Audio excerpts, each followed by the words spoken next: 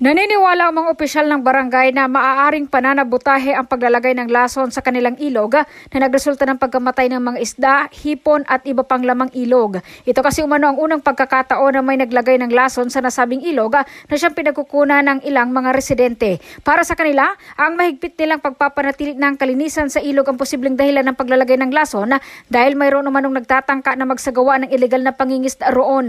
Katunayan nito, bago umano ang insidente, mayroong taong nagtangkang magsagawa ng naturang pinagbabawal na pangingisda subalit napigilan ito ng kanyang kagawad. Hindi umano nagtagal ay nangyari ang insidente kaya't posibleng ito ay may kinalaman doon. Subalit ayon naman kay Madridano, hanggang ngayon ay hindi pa matukoy kung sino ang talagang responsable sa insidente. Gayunpaman, ipinagpapatuloy nila ang pagtanggal ng lason sa lugar at naniniwala itong kapag bumuhos ang malakas na ulan ay tuluyan na rin itong mawawala. Matatanda nung nakaraang linggo ay nadiskubre ang paglason sa nasabing ilog. Ayon naman sa ilang mga residente, may nakita silang taong dumaan at may itinapon sa ilog at hindi nga nagtagal ay nakita ang boteng plastik na may lamang kemikal.